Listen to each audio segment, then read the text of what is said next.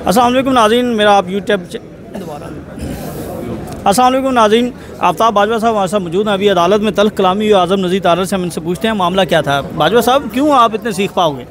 देखिए, urgent matter था मियाँ शहजाद फ़ारूक का। तो मैंने अदालत को बताया, जज साहब को, कि जनाब क्योंकि हम मरीम नवाज़ के ख़िलाफ़ जो है इलेक्शन लड़ रहे हैं, तो उसने कल का मियाँ शहजाद फ़ारूक को दहशतगर्दी के मुकदमे में उठा लिया है और रात सारी नून लीगिए वहाँ पुलिस स्टेशन गढ़ी शाहू में उस पर जो तशद्दुद कराते रहे हैं और कहते रहे अपनी रिट वापस लो। मैंने कहा जी क्योंकि वो महारानी है इसलिए इनको बड़ी तकलीफ़ है कि उसके ख़िलाफ़ कहते हैं जी आप कौन होते हैं रिटें करने वाले या उसके ख़िलाफ़ इलेक्शन लड़ने वाले। जिस पर आज़म नज़ीर तारड़ जो हैं सो कॉल्ड, जिसने फ़ौजी अदालतें बनाई, हमारा वो वकील है जिसने फ़ौजी अदालतें बनाई हैं, वो बीच में बोलने शुरू हो गए। मैं कहा सर ये कौन है, इसको क्या अख्तियार है बीच में बोलने का?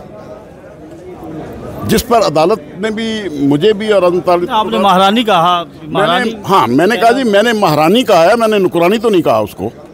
जिस पर आज़म नज़ीर तारड़ ने थोड़ी सी मुदाखलत की। मैंने कहा ये कौन होता है बीच में बोलने वाला, मेरा मामला अदालत के साथ है। जिस पर अदालत ने मुझे और आज़म तारड़ को कहा कि अदालत का जो है तकद्दुस जो है उसको आप प्लीज़ मलहूज़ रखें, सीनियर लॉयर हैं आप। जिस पर मैंने कहा सर बिल्कुल ठीक है, तकद्दुस हम रखते हैं, इसको क्या अख्तियार है बीच में बोलने का? ये शख्स कौन होता है यहाँ खड़ा होके आके? वकील थे मरीम नवाज के वो? पता नहीं जी, अभी कोई गालतनामा तो आया नहीं। वकील हैं कि नहीं हैं, वो तो फौजी अदालत, वो फौजियों के वकील हैं, हमारे तो वकील है ही नहीं वो। तो इसलिए जब क्योंकि वो फॉर्म लेने गया है वहाँ पे, कल उसे बुलाया गया मियाँ शहजाद फ़ारूक को, वहाँ पुलिस और फौज खड़ी थी और उसे गिरफ्तार करके ले गए हैं। वो एफआईआर की कॉपी मैंने दे दी अदालत में, ये देखिए जी दहशतगर्दी का मुकदमा करके उसकी गिरफ्तार। अदालत ने कहा आप मुतल्लका फॉर्म पे जी, उन्होंने कहा जी मुतल्लका फॉर्म पे रिव्यू करें और इसकी क्वॉशिंग ऑफ एफआईआर जो होती है रेट वो फाइल करें। मैंने कहा जी बिल्कुल वही हम करते हैं वही, लेकिन क्योंकि हम इस रेट में भी लिखा हुआ है एनी अदर रिलीफ, आप इसमें भी दे सकते हैं हमें रिलीफ नहीं, उनके प्रॉपर तरीके से आप आएँ, हम इंशाल्लाह आपको। अच्छा बाजवा साहब, आप शहजाद फ़ारूक साहब को जो है वो उनके कौंसल हैं और मरीम नवाज़ के ख़िलाफ़ उन्होंने इलेक्शन लड़ा है। सबसे पहले तो ये बताएं कि शहजाद फ़ारूक के कितने वोट हैं फॉर्म 45 के मुताबिक और मरीम नवाज़ के? तकरीबन जो है 70,000 से ज़्यादा वोट हैं मियाँ शहजाद फ़ारूक के, और मरीम जो हमारे पास 45 जो फॉर्म हैं कंप्लीट हैं उनके मुताबिक उसके 25 या 28,000 वोट होंगे। मरीम कम वोट? जी इतने वोट हैं, नहीं हो सकता। देखिए नवाज शरीफ के भी यही थे, रात सारी हम इलेक्शन जीतते रहे हैं। 9 तारीख को दिन को 2 बजे ये मरीम नवाज को नवाज शरीफ को जनाब विनर करा रहे हैं।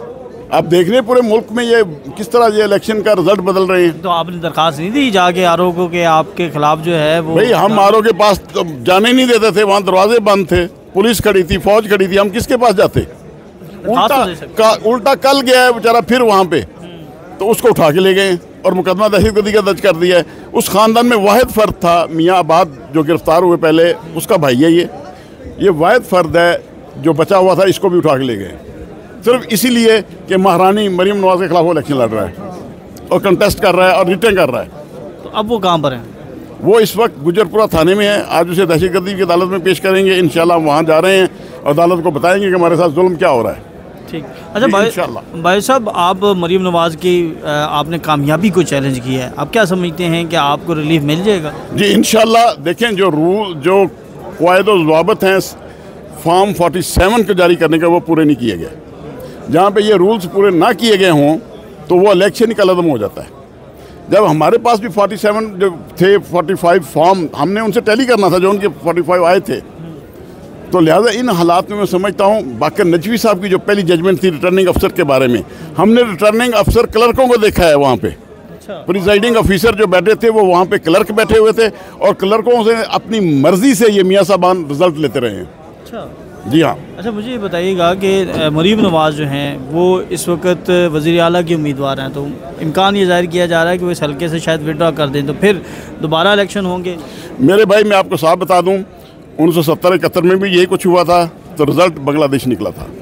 1977 में जुल्फ़िकार अली भुट्टो ने जब इलेक्शन करवाए थे तो इसी तरह की धांधली हुई थी। इससे या अब तो इससे भी बदतर हुई है 1977 से भी, तो उसकी हुकूमत 2-3 माह नहीं चली थी, ज़िया-उल-हक कहा गया था मेरे अजीज़ हम वतनों अस्सलाम वालेकुम कह के। तो ये सियासतदानों को समझ नहीं आ रही है सब कुछ क्या हो रहा है। ये वही अदारे अस्सलाम वालेकुम कहने के चक्कर में हैं कौम को, और उन्होंने अपना रास्ता बना रहे हैं और वही आएंगे। अदालत तो कह रही है कि आपको पहले रिटर्निंग अफसर के पास, इलेक्शन कमीशन के पास जाना चाहिए, उसके बाद अदालत आएंगे। ये तो काम फिर लंबा नहीं हो जाएगा? और सर अदालत जो कह रही है रिटर्निंग अफसर के जाने को देख तो हम जाए ना, दरवाजे ही बंद हैं, हमारी कोई बात ही नहीं सुन रहा। जब हमारी बात नहीं सुनी जाती अदालत ही रह जाती है। तो अदालत ने जो एक राजा सुलेमान साहब के अकरम की जो ऑर्डर किया है, पूरे पाकिस्तान में दहशत फैली हुई है ये जो जीते हुए उम्मीदवार हैं उनको, कि ये हमारे साथ हो क्या रहा है। लेकिन अगर आप जीत जाते हैं तो उसके बाद नून लीग में शामिल हो रहे हैं, तो फिर क्या हिकमत अमली होगी? नहीं, कोई नून लीग में शामिल नहीं हो रहा। वसीम जो आज़ाद देखिए, एक सिर्फ वसीम हुआ है, बाकियों के मैं आपको हलफ दे देता हूँ जो उन्होंने कुरान पे अपने कैंडिडेटों से हलफ ने भी तो हलफ दिया था कुरान के ऊपर ही। जो भी है, अब कुरान की मार उसको पढ़नी है। जो भी हलफ की खिलाफ वर्जी करेगा अल्लाह उससे पूछेगा।